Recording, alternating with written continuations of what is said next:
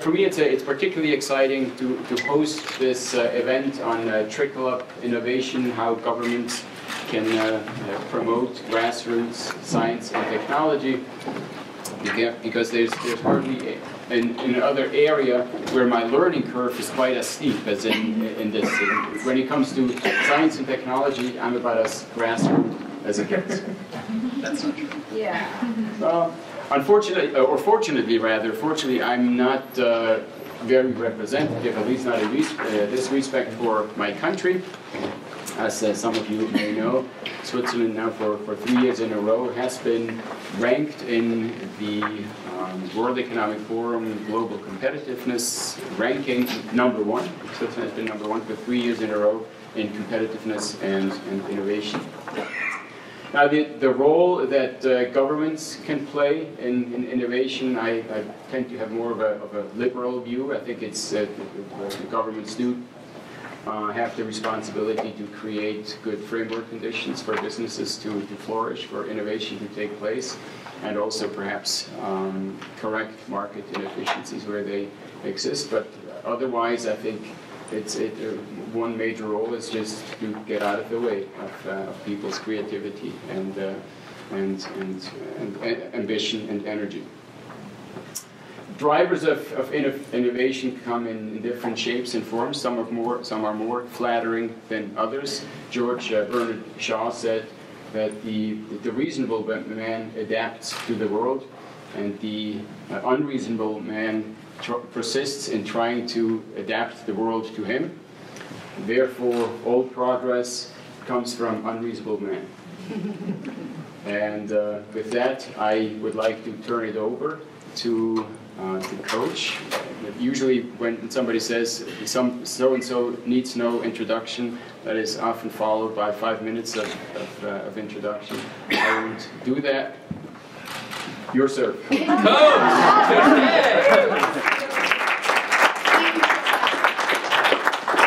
As I always start out every Info Public Policy Roundtable, I say, welcome sport fans, welcome sport fans.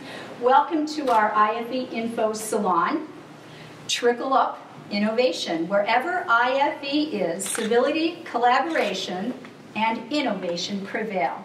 Now, in our 23rd season, IFE and our Info flagship have been recognizing and promoting civility, innovation, and leadership in our world community. IFE has been breaking through partisanship and cutting through politics, bringing leaders together to establish common ground. In doing so, we have always been leaning in and looking for the next big thing. And here I am. Notice my headgear. Now this is Google Glass opticals without the Google Glass. I'm a Google Glass explorer, thanks to Presidential Innovation Fellow Nine James. Where's Nine? Right over there. He's wearing the real thing, Google Glass. I'm a rookie. I've only had it for a week or 10 days or so. Nine is my coach. He's the guru. So Nine, tell us what is important and interesting about this new technology.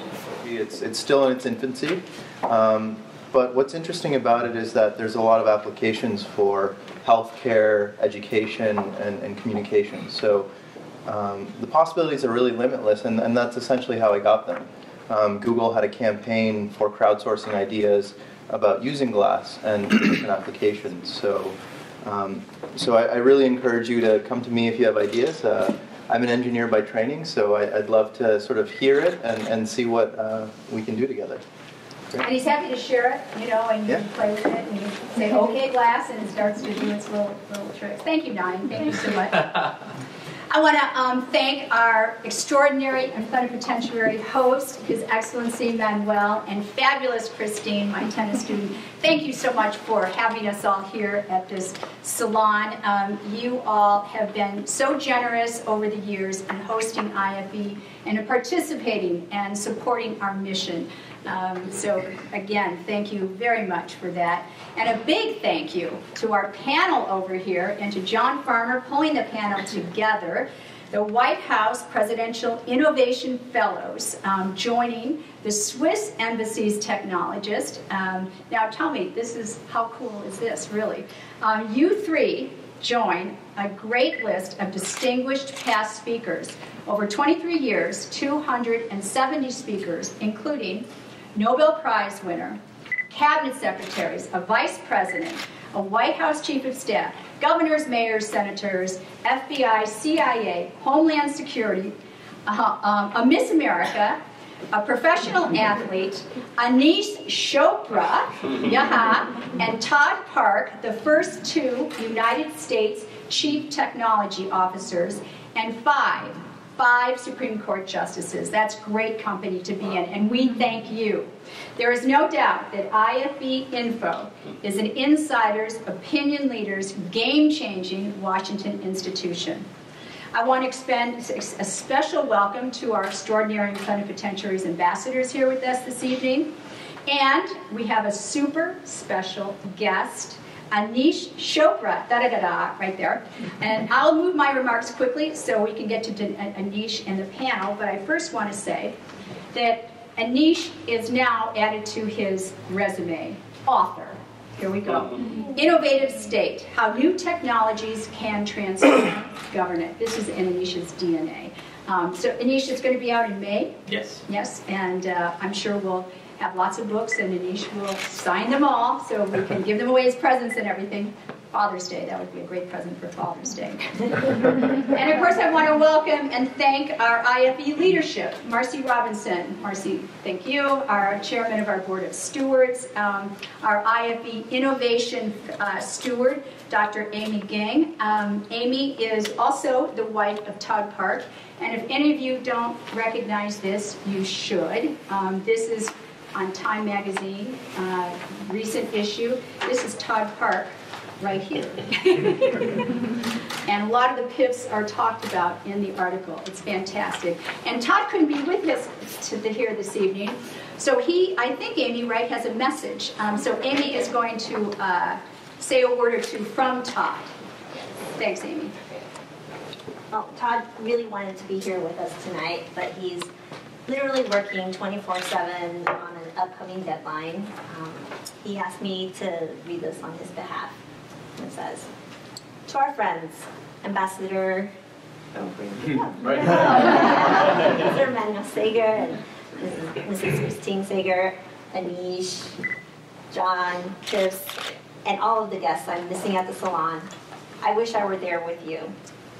I am so proud of the amazing work the PIFs are doing. Last week, Ambassador Elena Pavlodorova hosted a dinner for us. We had incredibly engaging and wide-ranging conversations which highlighted the game-changing work that PIFs are doing across government. Do you want to know why I'm so optimistic about our future?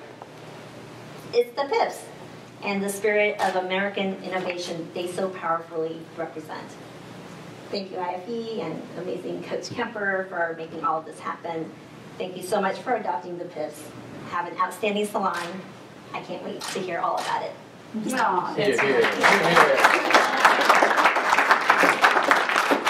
We miss you, Todd. We miss you. We'll see you in a few weeks. Now, you all have a program, so please take a look at it and look at the guest list, and you will see a little asterisk. And on that asterisk means that that person is a White House Presidential Innovation Fellow. You can also recognize them with the pins they have on the lapels and the beautiful ribbons they have now. They're being decorated by the Institute for Education. So you might be sitting beside them, it might be next to you, but there are PIFs everywhere, and I keep thinking, what could be better than that? PIFs everywhere.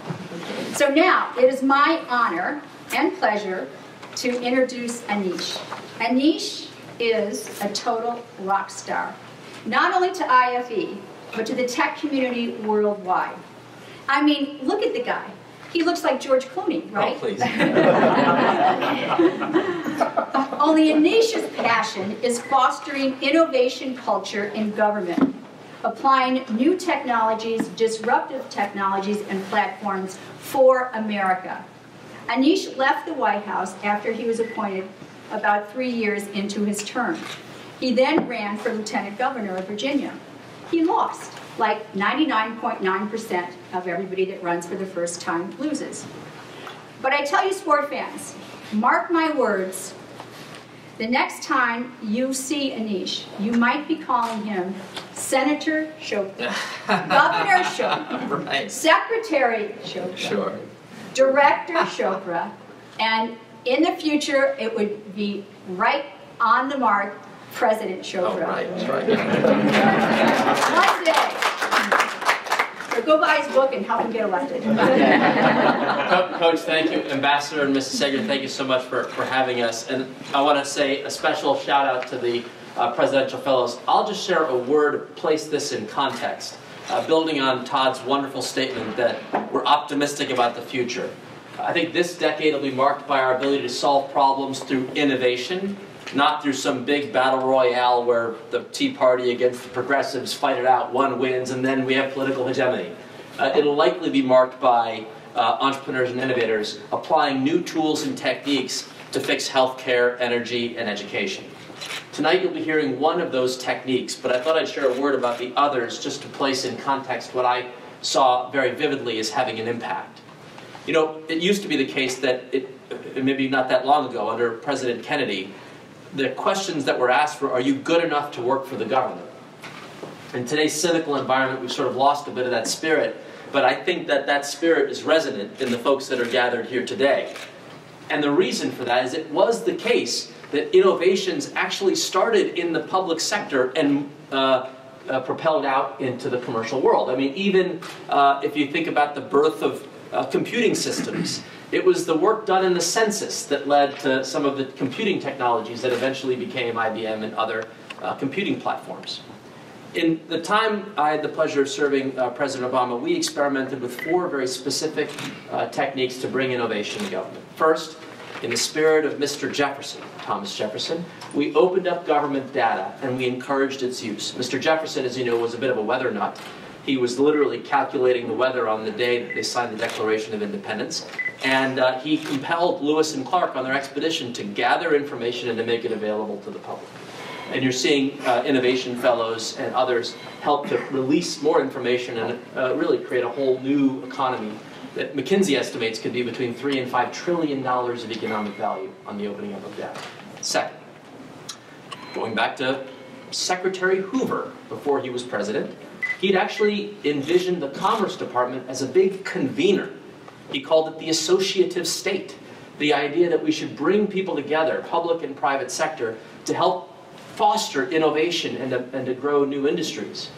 The airline sector had just gotten started, and he asked the industry to work with a federal lab to standardize wing foils and to think about ways we could strengthen the quality of those technical specifications to give birth to the DC-3 and the 727, which took off. Collaboration with government, not no government or all government. Third, in the spirit of the UK issuing the Longitude Prize in the 1700s to solve a very vexing problem, determining longitude, because it had been a problem in a sea disaster. The good people of the UK pooled their resources and put up this $3 million prize in today's dollars. And a watchmaker presented this new idea that became the chronometer that had been widely deployed in the sea, solving problems by tapping creativity from folks all over the country and the world. That spirit of prizes and challenges is now instantiated into federal law as the America Competes Reauthorization Act allowed every federal agency to hold challenges and prizes.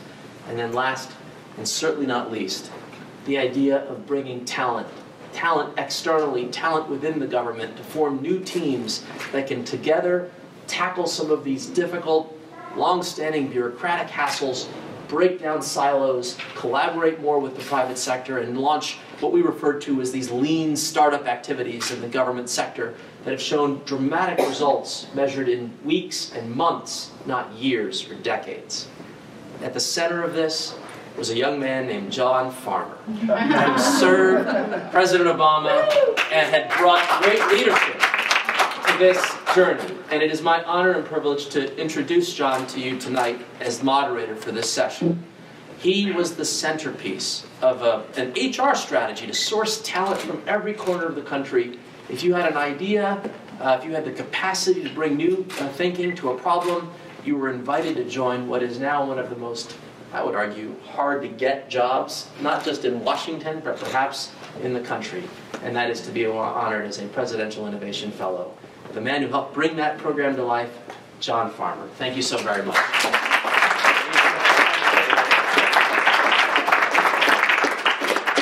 Aneesh is being far too kind as usual, but I appreciate it, so thank you, buddy.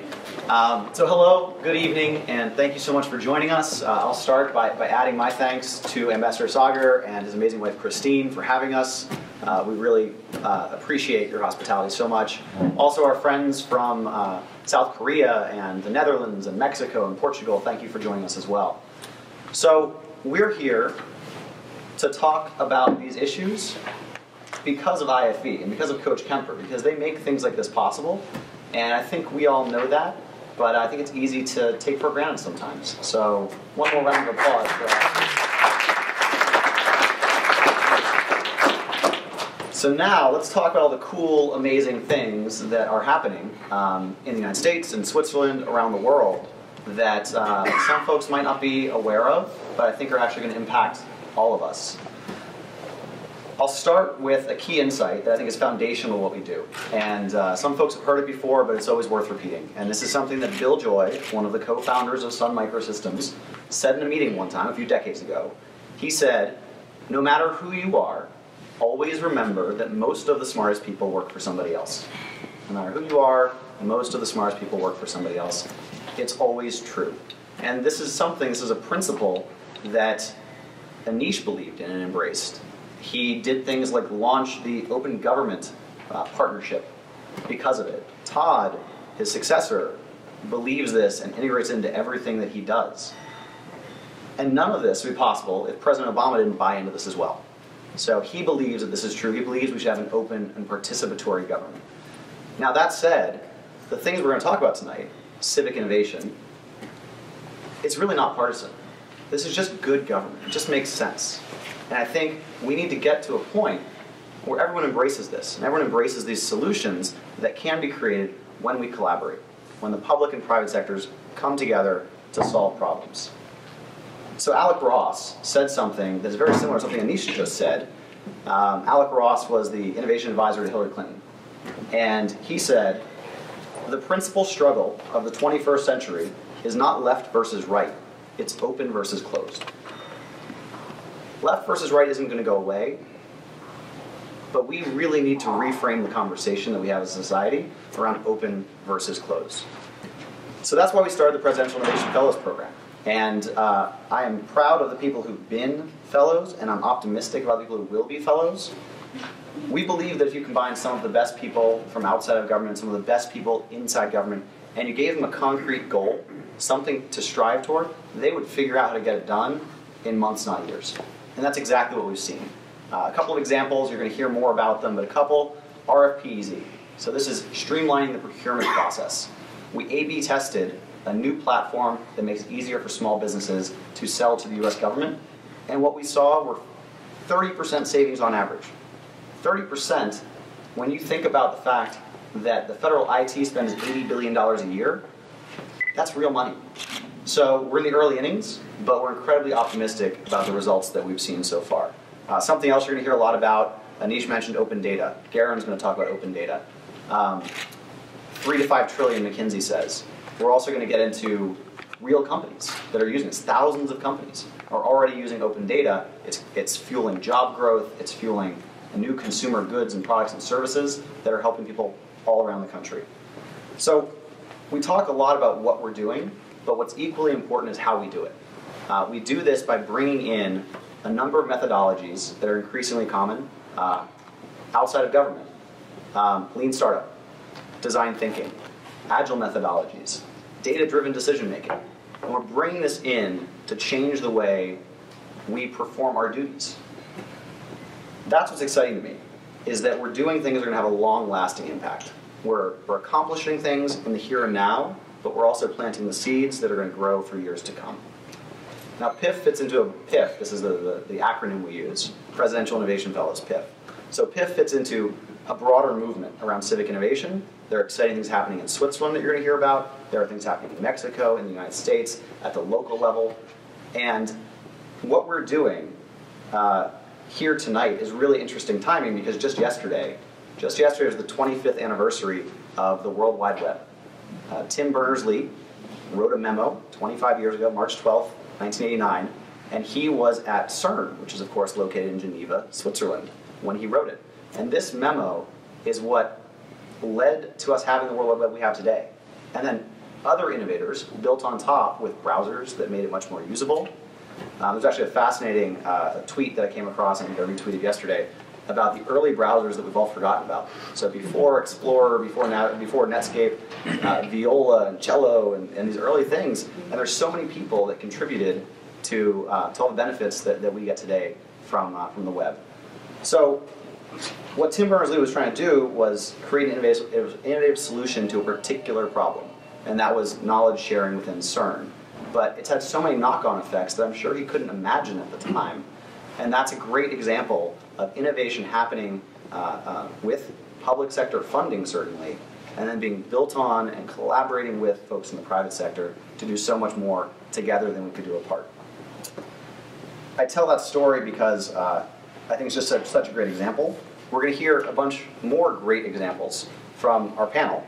And I will just quickly say at the end we have Andy Ledergerber from the Swiss Embassy. He is the head of the Office of Science and Technology here. In the middle, we have Hillary Hartley. Hillary has been a Presidential Innovation Fellow at the General Services Administration working on a project called My USA. And next to me, we have Garren Givens, another Presidential Innovation Fellow who worked on open data at the Department of Education. So those are the brief introductions. What I would like to do, my first task for the panel, please do a much better job introducing yourself than I just did, and I'm sure it's not going to be hard. So Andy, let's start with you. Thank you, John. So as you said, I cannot do any better. I'm the head of the science section here, and I have the privilege of having, along with my team, front row seats in analyzing, monitoring, observing basically the United States science, higher education, technology, innovation policy. That's a thrilling experience. And I've been doing that for about 6 months now, and it's still exciting every single day. Fantastic. Hillary. I'm Hillary Hartley. I came to government by way of government, actually. I was not a Govey. I've been kind of an honorary Govey for about the last 15 years, working with states through a company called NIC. And so I've really dedicated my career to making government better, more efficient, easy to use for people. And so when I heard about the Presidential Innovation Fellowship, when it launched from Macon and from Steve Van Roekel, I told my company, I said, we have to get on board with this program. We have to have people apply. And a colleague of mine was a fellow last year, and then this past round, I thought, well, application's not due for a few minutes. Let's see what happens. But so I came sort of by way of government, but it's been a passion of mine, and I'm sort of thrilled to have this avenue to keep working on.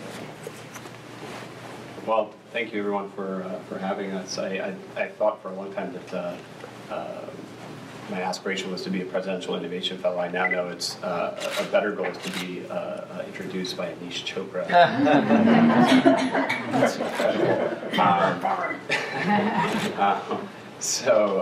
Yes, I'm Garren Givens. I'm an entrepreneur, technologist, consultant. I've worn many hats in my career, which basically equates to I don't know what I want to be when I grow up. I just keep asking questions and trying to solve problems. And what attracted me to government, I think that the introductions from everyone were very nice. And I think the way we talk about the Innovation Fellows as being this sort of elite group of superheroes that have dropped in to help solve government problems is flattering, but the reality is, to me, is that there were a lot of smart people in government before we got here. I know that because my wife works in government, and so when I applied to the program, it was with the knowledge that I was joining a story already in progress, and for me, it was that message around partnership between folks working in the private sector, maybe bringing a different approach to government, but needing the partnership of folks that really understood the problems and challenges and opportunities, frankly, in a particular vertical or subject area, working in concert, I guess, to solve those challenges. That's what attracted me and resonated, and that's why I'm here. And the work continues to be interesting and exciting, and I hope in some little way, by the time I'm done, I will have helped evolve some of those questions and move the ball forward, so to speak. So, thank you. Happy to share my experiences. Can I ask you all to speak up a little bit more? Yeah. Sure, absolutely. We'll talk toward the back of the room. Yeah, talk to the So, back. so I'll start with the first question going to Andy. I'm gonna give you a tough one. So you get the easy one already. Now's a tough one. So the words government and innovation, I'd say a lot of people think that those don't belong in the same sentence together. I'd love to hear your perspective, potentially the Swiss perspective, on that question. Yeah, thank you for that question. I think the question is twofold, at least twofold. So one part of the question can be, how can you make government more innovative, government itself? How can government be innovative? And the other part is, how can government enable or unleash the full potential of innovation? So from a Swiss perspective, I would say, well, first of all, I'm excited by the Presidential Innovation Fellow Program, by the PIF program, and I learned of that program one of my very first days, actually in the General's room, when I met John for the first time, when he told me about that, and I was all excited about that program, and I still am. When it comes to how can you make government more innovative, I have a Swiss example. I would say we have the so-called Swiss Next. These are science consulates based all over the globe. Well, all over the globe. We have 6 of these Swiss Next, 2 of them based in the United States. They are in Boston and in San Francisco, so in the Silicon Valley area, and for obvious reasons in the Boston area. And these science consulates are basically public-private partnerships. So the government funds about 1/3 of these science consulate, and the consuls there, the CEOs of these enterprises, they have to competitively find the other 2/3 of the money with Swiss companies, with Swiss universities, etc. Their main mission is basically to connect the dots, to connect universities in Switzerland and in the United States, to help Swiss entrepreneurs and innovators to set foot in the United States, so they do what they call US market entry boot camps, so that these Swiss guys or people from Switzerland learn how to do successful business in the United States. So it's I would say that's probably an interesting example of an innovative and exciting endeavor the Swiss government established in terms of being innovative itself. When it comes to enabling innovation potential, I would say, and now comes the boring but important stuff. And John, when we first spoke to each other, he said, "Oh no, don't come with theory and framework, etc., etc." But I still believe innovation is a lot about framework, as Manuel Sager, the ambassador, said in his introductory remarks. But it depends on how you define that framework. In Switzerland, we define it as underscoring the importance of education. And it starts with education, and education starts pretty early. So the never-ending support for education, but for research and innovation as well, for giving stable conditions, meaning basically stable, ideally growing R&D budgets, so to invest in research and get out of the way of researchers, basically. So the importance of basic science funding, I would say, is something that is of great importance to the Swiss government and to Switzerland as a whole, to invest in that field. And because we truly believe, I would say, that only with generous and unconditional, not love to basic science, but money, can the innovation pipeline be fueled and be going on. And the statistics that the ambassador mentioned in his opening remarks, I think, go to show that approach is working for Switzerland. So let me ask a follow-on question, tweak it a little bit. The phrase civic innovation is increasingly popular, and I'd love to know, do folks think that that is the same thing as government innovation, or is civic innovation something different? I'll open it up to whoever would like to answer. I'm happy to give my perspective. So civic innovation, for me, really just calibrates innovation around the people. And in a government, certainly here, that is defined as for the people and by the people, I think it's important to remember why it is that we're solving these problems and putting individuals at the center of those challenges that we're trying to solve is what I think of when I think of civic innovation. I think wearing my entrepreneur's hat for a moment, from that perspective, it's just a slightly different ROI or return on investment when you measure the projects. It's not about, not always, you talked about RFP, EZ, and some of the platforms that Innovation Fellows have worked on to save money. That's certainly one measure, but there's also saving time. There's saving taxpayer dollars. There's saving lives. Not all of these things come down to dollars and cents, and so I think of civic innovation as having the larger and sort of noble goal of addressing all of those things. For me, civic innovation, and really the key word there is civic. And I think that the civic startup scene, and people talk about civic innovation, and to me that really does come back to kind of focusing on things that we think of as civics lessons, and the importance of getting the community involved. And so civic innovation to me often rallies around some sort of civic problem, community problem. And I think that we're seeing a lot of really interesting startups in that space, especially that are maybe incubating at places like Code for America, and then coming out of incubators like that, that really are focused on these community problems. But I kind of want to go back to the first question about kind of government and innovation, and is that an oxymoron? And I will fight anybody against that. I really will. Government is not always the easiest place to get things done, but there are absolutely innovators within government. And I don't think any fellow that has been a fellow of these last two rounds will argue with that. I mean, we're brought in to work with the innovators that are there and that have these amazing ideas, just don't have the resources to get it done. Or, really what we are, we're partners. And we come in and we kind of kickstart something and we kick the tires and we find new ways because maybe we don't know all the ways things have been done in the past. And well, we did it this way at my startup. Can we try something like this? And then we start working with legal and all, and they say, well, you can't really do that, but you can walk right up to this line, And so we're there to kind of play that role. Okay, how do we get this done slightly differently?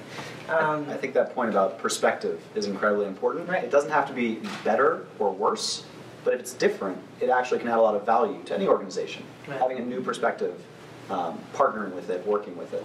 Also, afterwards, about a half hour, we'll get some boxing gloves and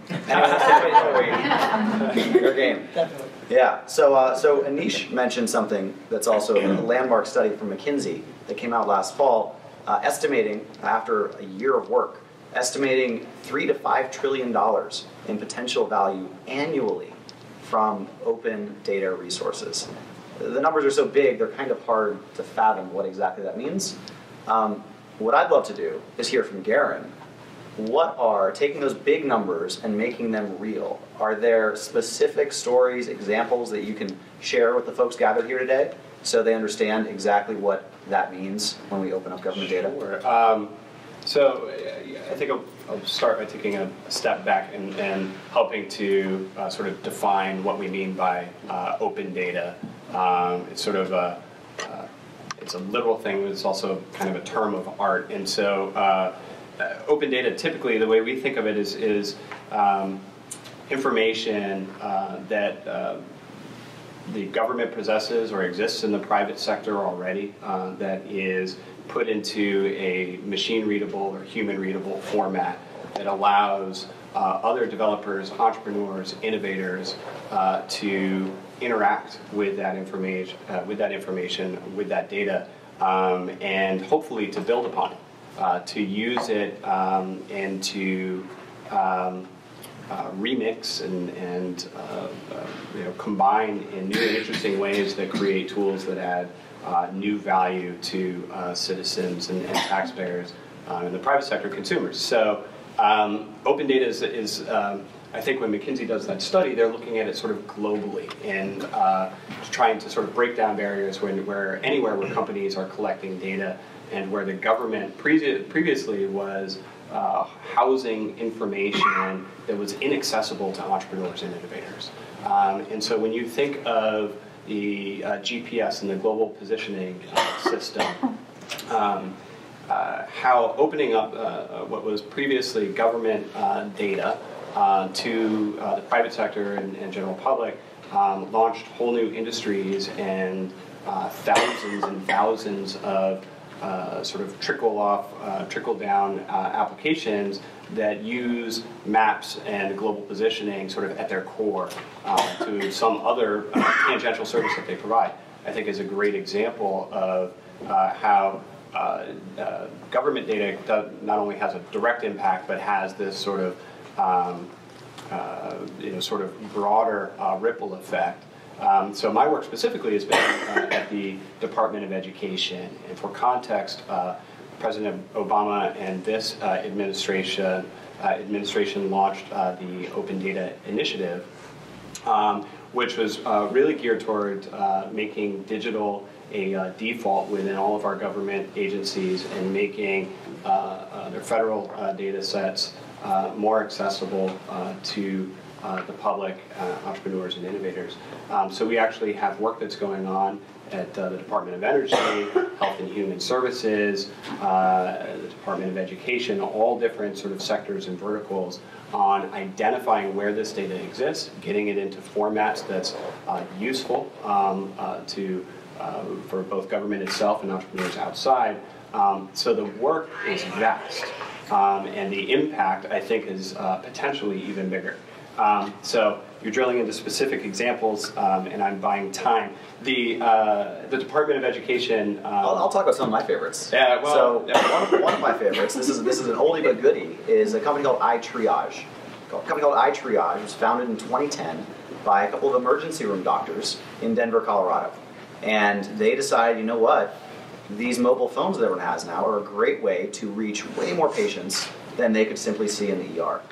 So they started this company and they built it using open government data from Health and Human Services, from NIH, and what it enables people to do, pull up the app, punch in your symptoms, it'll say here are things that might be wrong with you, it'll say based on your location, here are places nearby that can treat the thing that might be wrong with you, here are the ratings of how good they are, and oh, you can book an appointment right here in the app.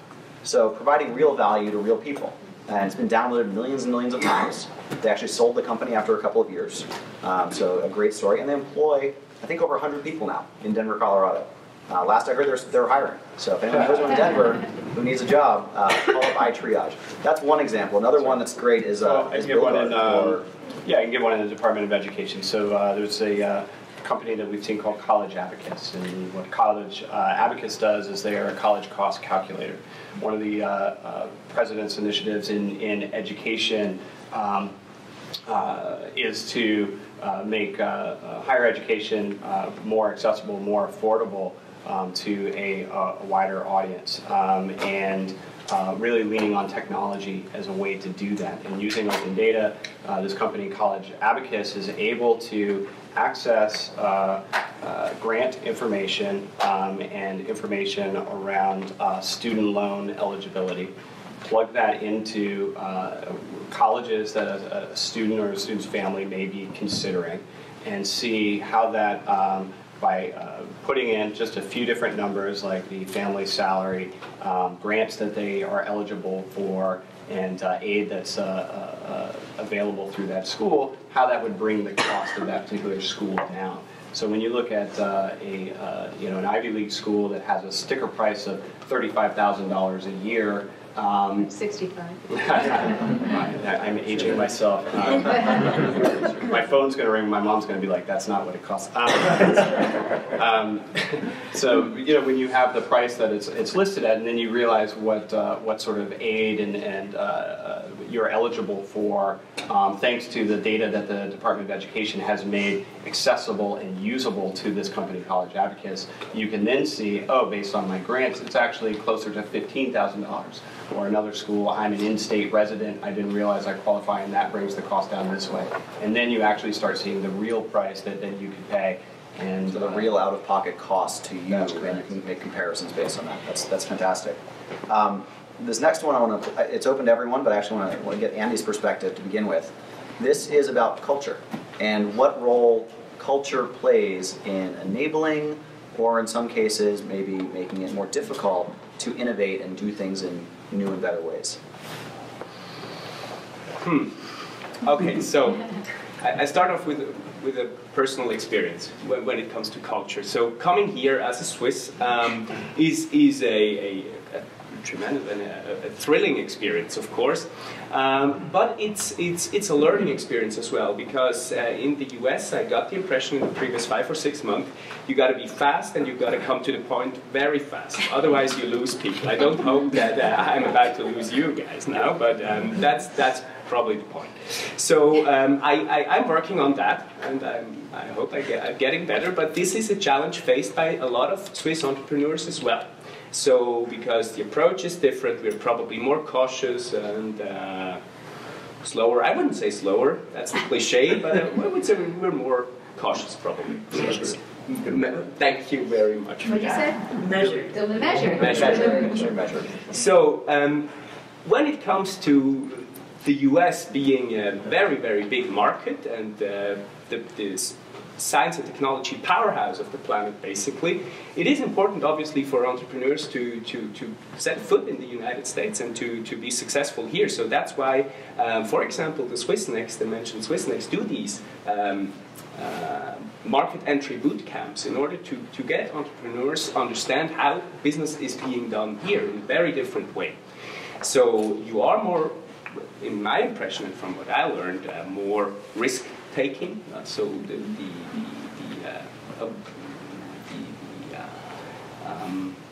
I would say that the risk-taking is some part of American culture, and it isn't probably so much in Swiss culture. So we are more cautious. We try to avoid risks, basically. That leads to a innovation that is probably an innovation scene that is different. So we have a very high survival rate of startup companies, basically. But we don't have that much startup companies. Right. That's probably the difference. So I would say when it comes to culture plays a major important role from my perspective. It's fascinating. So from Hillary, you want to comment? No, I was just going to say, I think that is kind of the perfect corollary to how many people feel about innovation within government. That it's just a different culture. And again, sort of tooting the fellowship's horn, I really believe that that's part of what we bring, is just this enormous kind of spirit of, we can do things differently, we can change things, and that maybe just leaves a little bit of residue behind, and that starts to change the way, the leave behind is really a lot about culture. It's a lot about kind of the people that we've worked with and getting them to think slightly differently, and then that just trickles up, hopefully. Absolutely. That's the idea. So at this point, I thought actually maybe we would have a couple of questions. I heard that some folks had them. Is Michael here? I wanted you to ask the first question. Oh. Michael Hirsch from the National Center. Hi, thanks. Well, I'll start out from 30,000 feet. You mentioned your aspiration at the beginning to change the conversation from left versus right to open versus shut. As someone who's covered this town for about 17 years, I don't even see a remote prospect of that happening. In spite of the many efforts of the Obama administration, what Cass Sunstein was trying to do with smart regulation, the whole idea of opening up data, the whole concept of, I can't remember exactly what the term was, something like paternalistic free enterprise, that underlay that idea, changing the underlying economic conversation to some extent. How do you do that? Because I don't see it happening. So I will take the first stab, even though I'm probably not supposed to answer questions, but I'm going to do it anyway. You have a stand. All right. So I think I don't think you need to do everything at once. I think you can start with bite-sized pieces, and I think that's what we're doing. That it is a big change. It's a culture change. It's a change in how government operates, and a lot of this is made possible by technological advances. So a lot of the kind of openness that we are trying to make happen and would like to see really wasn't possible 30 years ago. Because it wasn't possible for individuals to be engaged in relatively real time with their government. And now they can be, because we all have these things in our pockets, these little computers that connect us every moment of the day. So what's really exciting is that I think we are at a point with open government partnership, which a number of other countries are also involved in. So it's not just us trying to do it alone. It's actually working together, sharing best practices. Open data, another example. And I have a lot of respect for what Cass did at Elvira when he was there. I don't know if you need to change the economic system as you described it, though. I think actually you can have a much more open and participatory government with essentially the system, the private sector system that we have in place. So I think it's more about just building bridges where they don't exist already. If others have comments. Andy, and in your 5 months here, have you figured it out yet? I'm privileged not to have to comment on that question.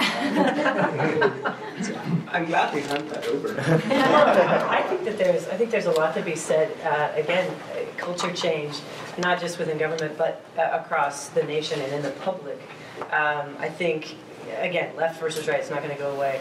But maybe I'm a little bit too optimistic on open versus closed. I think just even in the generational sort of changes that we're seeing toward social issues, toward the idea of privacy, and kind of the defaults that the younger generation has about things about their notion of privacy. It's just different, and that's gonna continue to evolve. It's gonna continue to change. And I think open versus closed is going to be very much part of that conversation, just part of how we evolve as a society and as a culture. And sort of going back to the open data thing, one of the most interesting, and it's not necessarily government data, but I'm an asthmatic, and one of the sort of coolest things that I saw kind of come out of some of this crowdsourcing, open data, sort of civic stuff that was happening over the last couple of years, especially in the health sector. I can't remember what it's called. Asthmopolis. Asthmopolis. Yeah. You can be a part of this system basically by putting it's essentially a little GPS thing on the top of your asthma inhaler, so that when I'm traveling, if I take my inhaler, the click of that button locates me, and then it locates me on a map, and so it infers, well, I'm probably in this situation. Maybe there's worse pollution here, but it's being able to kind of again send those signals up and give a broader picture of what's happening. And so even those little ideas of open versus so closed. is your inhaler a smart inhaler? It's not necessarily a smart inhaler. It's just got a little button that you can attach to the top of any inhaler. Yeah. And so the idea being that it's inferring that I'm having trouble whenever I am in it, and so it's giving information about a certain neighborhood, certain cities, and you can kind of see clusters of places where asthma is more prevalent. Mm-hmm. And little things like that are making a huge impact on policy and on the way we treat treatment for health care and all kinds of stuff. So those notions of open versus closed are even just very different from my parents or my grandparents in terms of thinking, I'm not going to put one of those things. I don't want anybody. I don't want somebody to know where I am. And this thing knows where I am all the time. So I have two quick little answers. They're more philosophical, I guess, but I think applicable.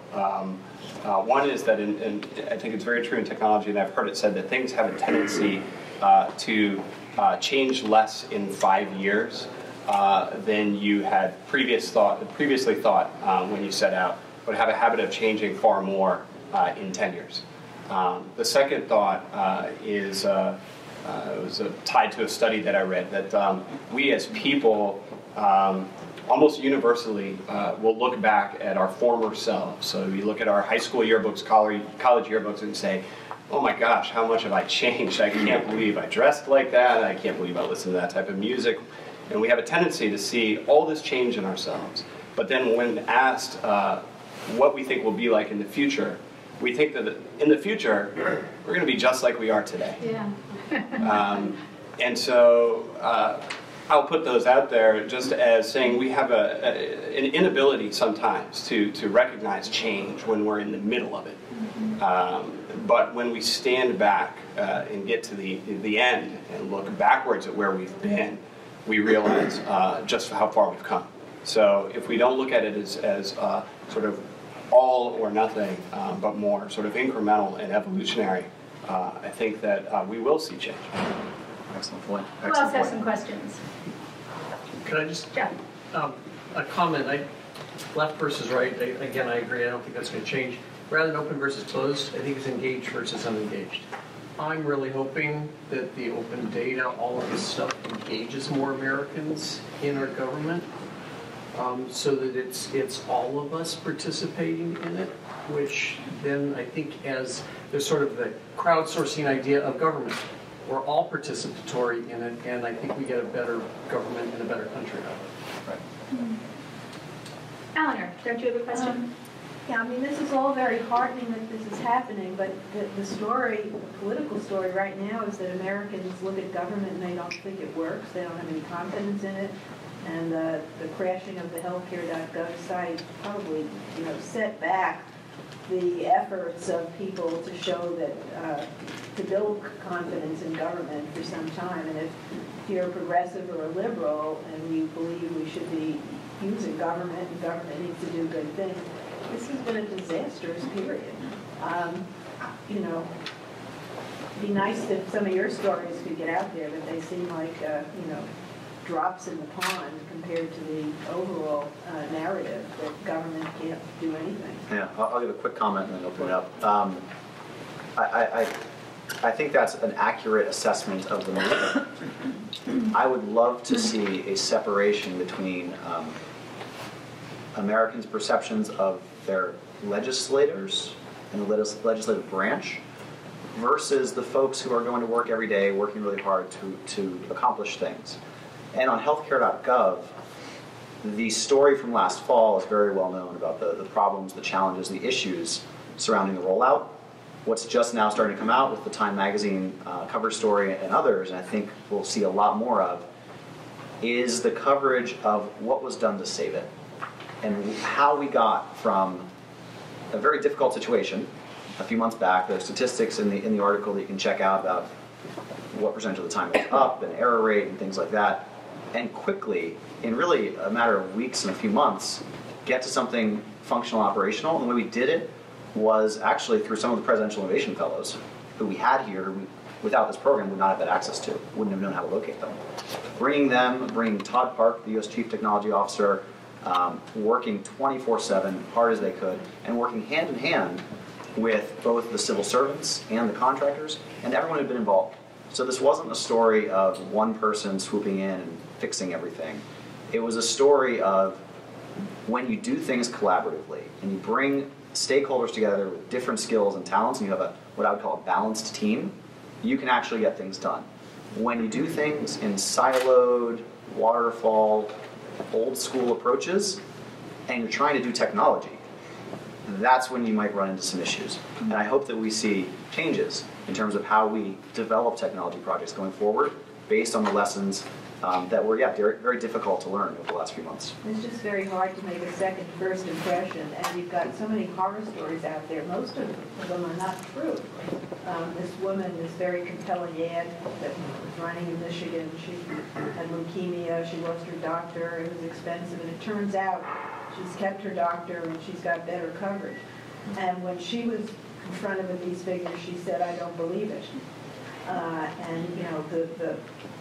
The myth has taken hold so firmly that the facts can't seem to catch up.